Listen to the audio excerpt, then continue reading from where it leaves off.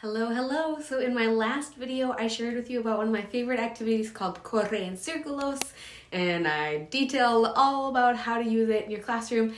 In this video, I wanted to share some ideas for ways you can kind of take that same basic activity and switch it up to get more use out of it. So your kids don't feel like, hey, we're doing this again, and you're like, yes, we are! So let's get into it.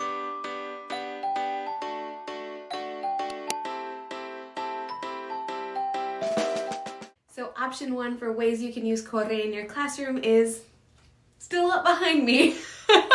It's the classic where you hang it up around your room and the students do like one big scavenger hunt kind of activity where they run from spot to spot on the wall until they complete the whole activity. Option two is to take those big half sheets and print them mini. These are really great for, like, this one that I have up behind me is for telling time. This is the second version of the telling time one. So you can see behind me, it's got the number and then the sentence. Here it's got the sentence and then the number.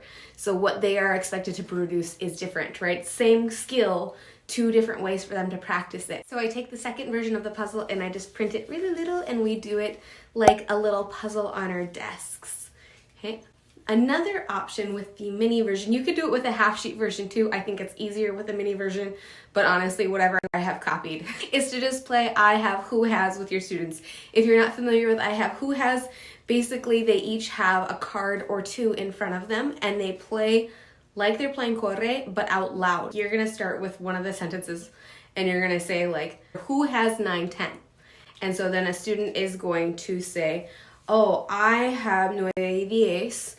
Who has, and then they're going to read the next like little one on the bottom. It's a verbal thing. I don't love it. Honestly, I don't really like playing I have, who has, but it's good listening practice. It's an easy speaking opportunity for your students. So just another way to get some more use out of this. Another option is to make a smaller scavenger hunt and to use it in stations. So usually when I do like the big scavenger hunt, there's at least 25 questions and it takes my students anywhere from 35 to 45 minutes to complete, depending on how comfortable they are with the skills, which is a little bit long for a station. I don't know if you remember in the last video, I shared this example of like this one from this weather unit. This is a free resource I have. I will link it below. But it's a lot smaller because there's just a lot less vocabulary, words, and phrases in it. So it fits really nicely into a station because there's only about half of the amount of questions. Add it as a station as your students are rotating around the classroom. One of the stations is a Corre. Another twist you can put on kind of the classic Corre is to split up your kids into teams or just pairs and then tell them go. And then it becomes a race. And some kids will just kind of like do this naturally because they like to like hustle through it. But it is fun to say, okay, we're going to compete to see which team can complete the circuit the fastest. So you'll give them each a starting spot around the room, go, and then you just see who finishes first. So it's a fun way to kind of turn it into like a little bit more of a game race activity. You can also do the race activity with the smaller version of the puzzle. Get pairs or small groups. I think pairs are better because it's easier for them to see and work together.